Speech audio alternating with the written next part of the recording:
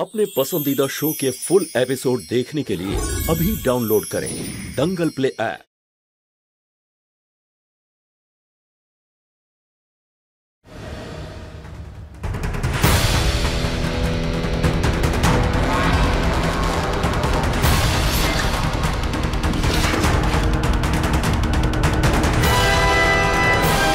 দাদা, এখানে যতগুলো জিনিস আছে ঠিক ততটাই ভেতরেও রাখা আছে। এসো দেখে নাও।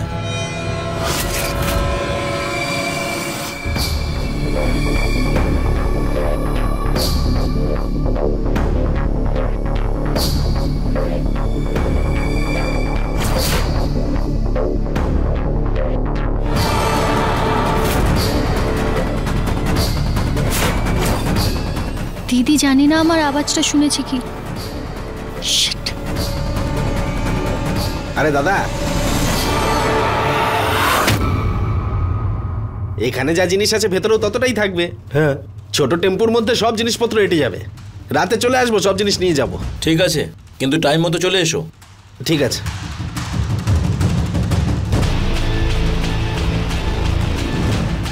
এদের একটা ভিডিও করে নিলে ভালো হতো, কিন্তু সুযোগই তো পেলাম না।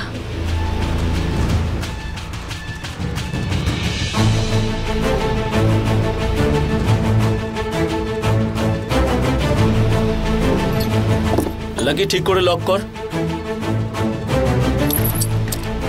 লাকি ভালো করে লক কর, আগের মতো যেন খোলা না থাকে।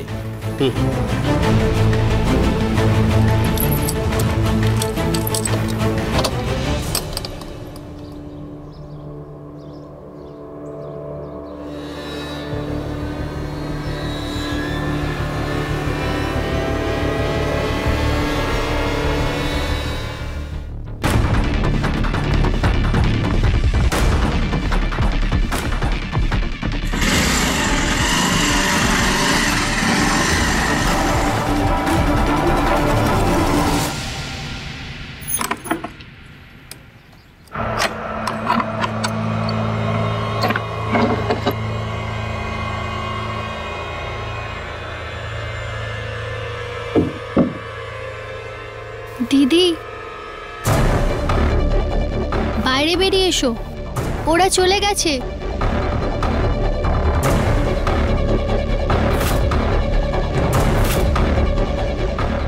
দিদি এই সব কিছু তো আমাদের সেলাই সেন্টারের, কিন্তু এগুলো এখানে কি করে?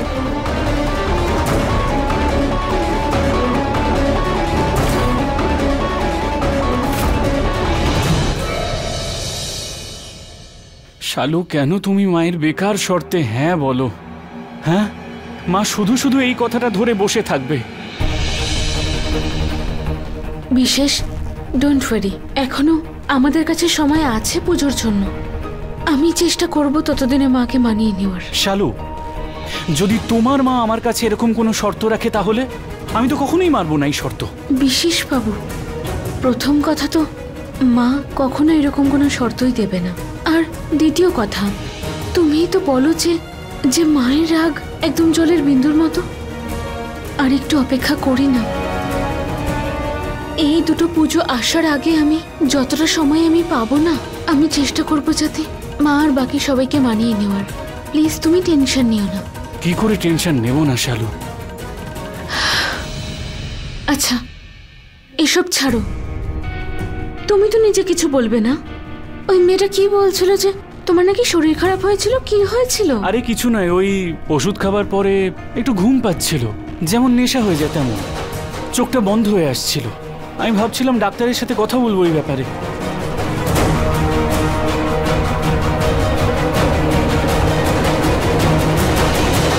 শালু, কি ভাবছো তুমি? বিশেষ প্লিজ তুমি আমায় ভুল বুঝো না। দেখো, আমি মানছি যে রোশনি অনেকটাই ওপেন মাইন্ডেড, কিন্তু ওর বারবার এই ঘরে আসা যাওয়া আর এখানে থেকে যাওয়া আমার ভালো লাগছে না। হ্যাঁ শালু, আমারও অদ্ভুত লাগে। কাল আমার শরীরটা ভালো ছিল না আর আমার ঘুম পাচ্ছিল, এই জন্য আমি কিছু বলতে পারিনি। এক সেকেন্ড দাঁড়াও।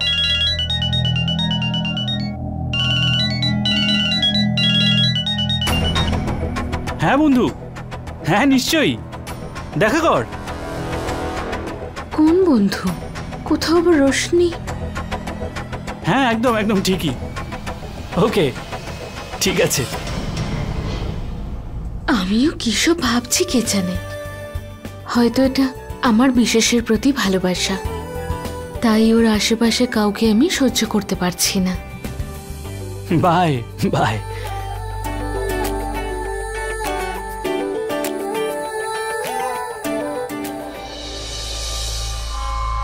মা তুমি কিছু মনে করো না, কিন্তু এই যে নির্মলা দেবী না ভীষণই কেয়ারলেস। আমি জানি লাকি, তাছাড়া বাড়িটা তো আমাদের নতুন মালিককে হ্যান্ড ওভার করতেই হবে।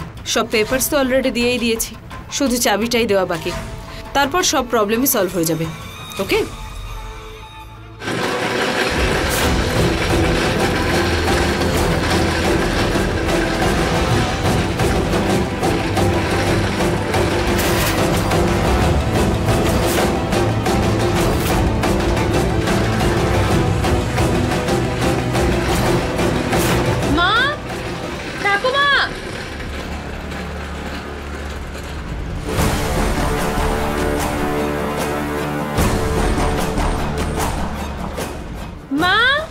ঠাকুমা, তোমরা 1 মিনিট একটু বাইরে এসো।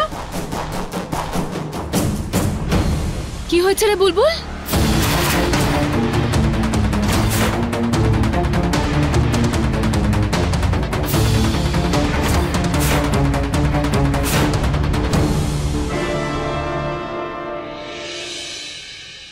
মা, তোমার সেলাই সেন্টারের যা জামা কাপড় চুরি হয়েছে, যা মেশিন চুরি হয়েছে, সেগুলো কোথায় পেয়েছি তুমি জানো?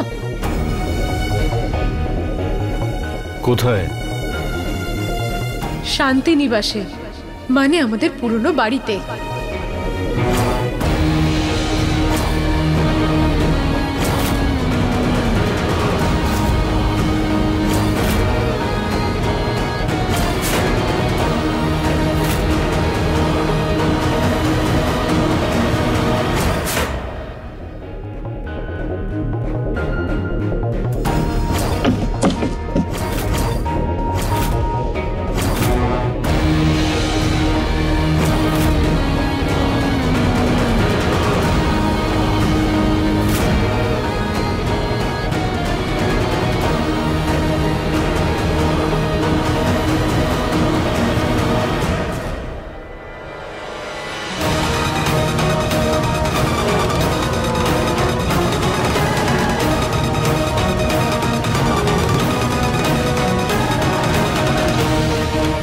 এই সব ষড়যন্ত্র এরা 3 জনে করেছে।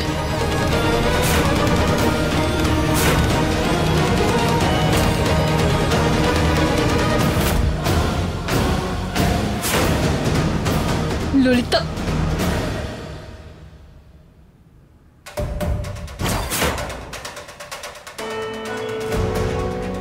ললিতা দেবী, যেদিন আমার সেন্টারে চুরি হয়েছিল না, আমি সেদিনই জানতাম যে এর পেছনে আপনারই হাত আছে।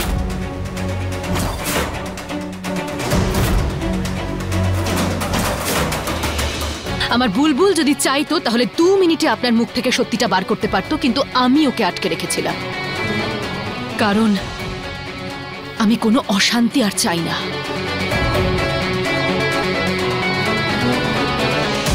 কিন্তু কথাই বলে না, সত্যিকে যতই তালা মেরে রাখা হোক, কিন্তু এক না একদিন ওটা বাইরে ঠিক বেরিয়ে আসে। আর আজ আপনার সত্যি সবার সামনে চলে এসেছে।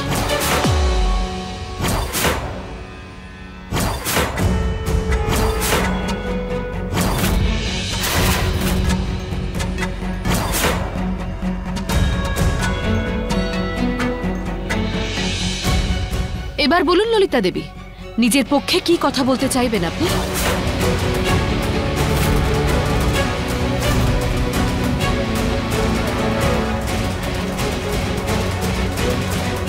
সেলাই সেন্টারে চুরি যে আমরা করিয়েছিলাম, তোমরা সেটা কখনো প্রমাণ করতে পারবে না, কারণ বাড়িটা আমাদের নয়, সিনহার বাড়ি। ওই বাড়িটার মালিক এখন অন্য কেউ। বরং আমরা যদি চাই, তোমাদের সবার ওপরে কেস দিতে পারি নতুন মালিককে বলে, যে তোমার মেয়েরা আমাদের বিরুদ্ধে ষড়যন্ত্র করার জন্য চুরির জিনিসগুলো ওই বাড়িতে রেখেছিল। ষড়যন্ত্র করার জন্য তোমাদের নামে কেস করতে পারি। আর এই কথার প্রমাণ তো তোমরাই সবাই। বলো রঞ্জু মিশ্র, আমি যদি তেমন করি তাহলে কি হবে? করে নিন না, এটাও করে দেখে নিন আপনি। আর কি বা বাকি আছে? কিন্তু একটা কথা তো প্রমাণ হয়ে গেল ললিতা দেবী, যে আপনি জালিয়াতি, চুরি, হত্যা, যে কোনো ষড়যন্ত্র সফল করার জন্য যে কোনো সীমা অতিক্রম করতে পারেন। আর আপনি যখন নিজেকে আয়নায় দেখবেন না, তখন নিজের এই চেহারাতে আপনি সমস্ত রূপগুলো দেখতে পাবেন। ব্যাস ব্যাস, এত কিছু আমাকে বলার কোনো দরকার নেই। গিয়ে ওই লোকটাকে বলো, ওই বাড়ির মালিক এখন অন্য কেউ, আমরা নয়। আমাদের কাছে শুধু ওই বাড়ির চাবি আছে।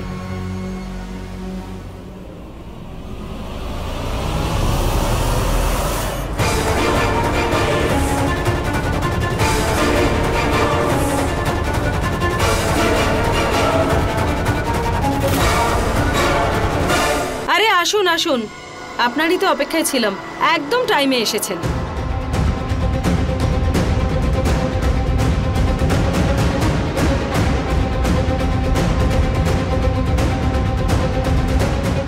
এই নিন আপনার বাড়ির চাবি, আর পুলিশকে ডেকে পাঠান ফোন করে, কারণ এখানে আমাদের ফাঁসানোর জন্য কিছু লোক আপনার বাড়িতে ঢুকে ডাকাতি করেছে।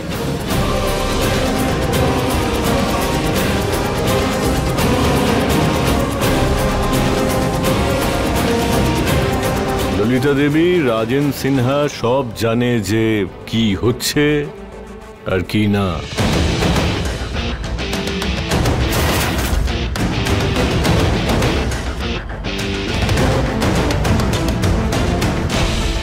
সেই জন্য আমি ওনাকে এখানে ডেকেছি।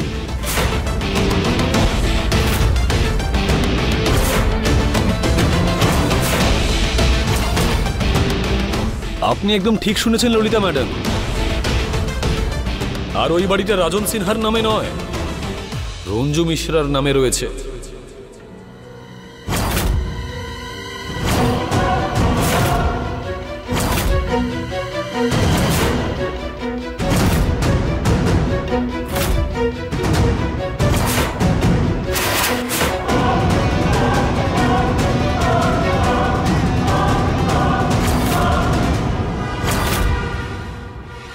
ললিতা দেবী, তুমি জানতে চাইবে না যে এইসব কি করে ঘটলো?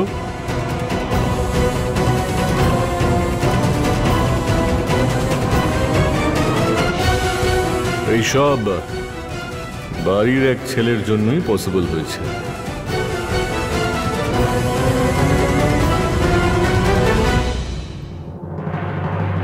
এসো বাবা বিশেষ।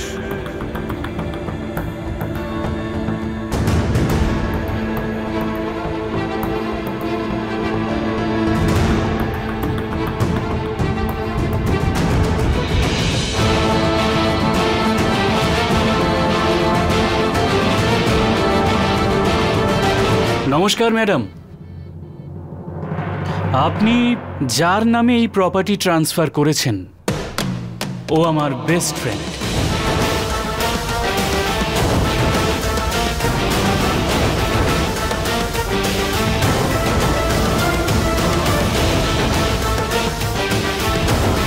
আর এই ব্যাপারটা শুধুমাত্র বাবাই জানে।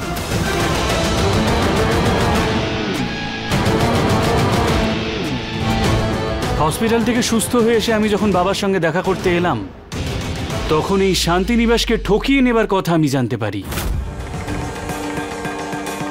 আর সেই দিন আমি বাবাকে কথা দিয়েছিলাম যে ওনাকে ওই বাড়ি আমি আবার ফিরিয়ে দেব।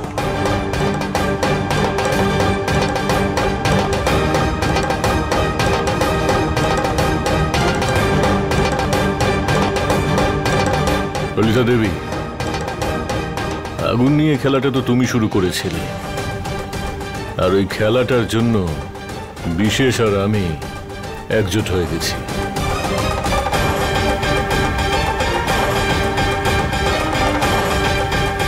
আর তোমার লঙ্কায় আগুন লাগাবার সংকল্প দুজনে মিলেই নিয়েছিলাম। বিশেষ, হ্যাঁ বাবা, তোমার সঙ্গে আমার কিছু কথা ছিল। হ্যাঁ বলো বাবা। বাবা, শুধু এই বাড়িটাই নয়, বরং যে বাড়িটা আমি আমার মায়ের নামে নিয়েছিলাম, শান্তিনিবাস, সেটাও আমি ফেরত পেতে চাই। আর সেই জন্য তোমার ভীষণভাবে সাহায্য চাই। বাবা, নিজের লোকের থেকে সাহায্য চায় না, তাদের আদেশ করতে হয়। বলো আমাকে কি করতে হবে? বাবা, তুমি আমাকে কথা দাও যে এই কথাটা শুধু আমাদের দুজনের মধ্যেই থাকবে, আর তারপরে আমরা দুজনে মিলে সিদ্ধান্ত নিই যে কখন কোথায় কি ঘটবে। আর সেটার ফলাফল তো এখন তোমার সামনে। বাহ গুড্ডু মিশ্র, বাহ, দারুণ বুদ্ধি খাটিয়েছো তুমি। শর্মার দেওয়া টাকা নিয়ে 15 লাখের বাড়িটা তুমি 30 লাখ দিয়ে কিনেছো। এর চেয়ে ভালো বিজনেস মাইন্ড তো আর হতেই পারে না। ললিতা দেবী, প্রথম কথা, বাড়ির কোনো মূল্য হয় না। আর এমনিতেই তুমি ঠকিয়ে গিরিধারীকে ব্যবহার করেছিলে তো। মানলাম যে টাকা দিয়েছিলে, কিন্তু ওই চেকটা কি পাস হয়েছে?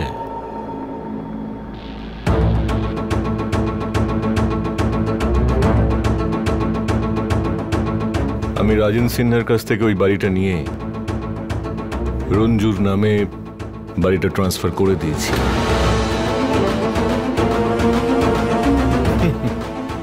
এবার যাও, গিয়ে খোঁজো ওই রাজেন সিনহাকে, যে তোমাকে ওই চেকটা দিয়েছিল।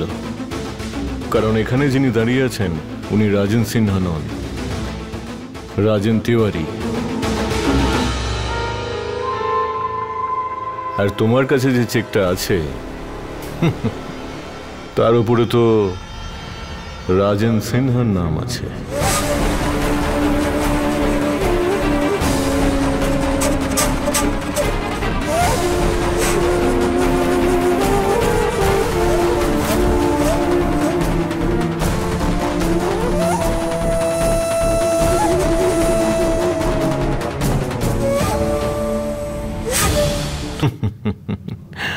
খুব চালাক ভাবো নিজেকে, তাই না? এবার যাও, গিয়ে খোঁজো ওই রাজেন সিনহাকে, যেভাবে আমরা ওই বর্মাকে খুঁজে বেড়াচ্ছিলাম। তুমি চাইলে কোর্টেও যেতে পারো, এটা প্রমাণ করার জন্য যে এই রাজেন তিওয়ারি আদতে রাজেন সিনহা। দোষ চাপানোর খুব শখ, তাই না তোমার? আমার উপরে যেন আবার দোষ চাপিও না যে আমি তোমার সঙ্গে খেলছি।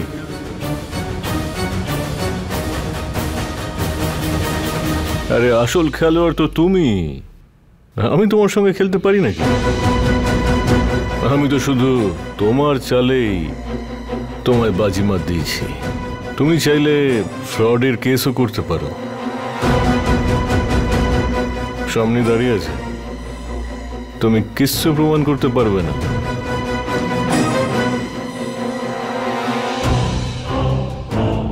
আর যদি তুমি কেসটা করেও ফেলো, সব সত্যি সামনে চলে আসবে, আর তোমার আসল স্বরূপটাও সবার সামনে আসবে।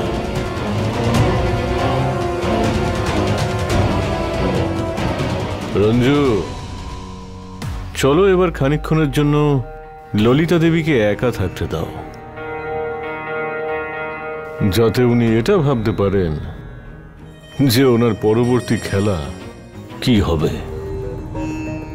আমিও দেখতে চাই আর কি কি পরিকল্পনা আছে ওনার কাছে।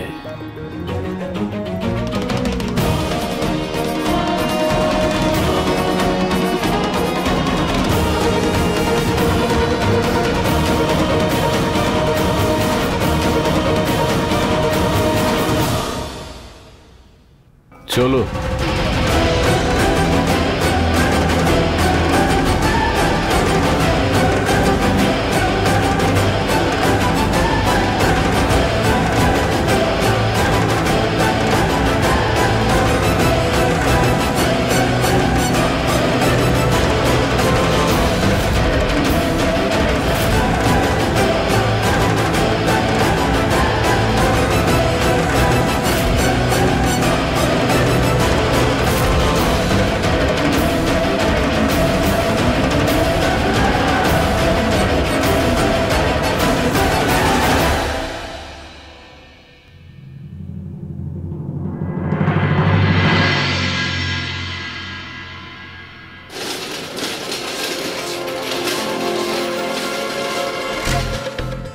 বিশেষ, হ্যাঁ মা। বাড়িটা আমার নামে লেখানোর জন্য এসব করার কি প্রয়োজন ছিল? এই ব্যাপারটা কিন্তু আমার একদম ঠিক মনে হয়নি। রঞ্জু, ললিতা এতদিন যা করে এসেছে সেটা কি ঠিক? ও তোমাকে আর বুলবুলকে মিথ্যা অভিযোগে জেলে পাঠিয়েছিল, নানা রকম ষড়যন্ত্র করেছিল। লাকি আমার বিশ্বাসের সুযোগ নিল, ঠকিয়ে নিজেরই ঠাকুমাকে রাস্তায় নামিয়ে দিল। এগুলো ঠিক? এতটাও সহ্য করা ঠিক নয় রঞ্জু। সততার লড়াইতে জয়ের জন্য মাঝে মাঝে এরকম করতেই হয়।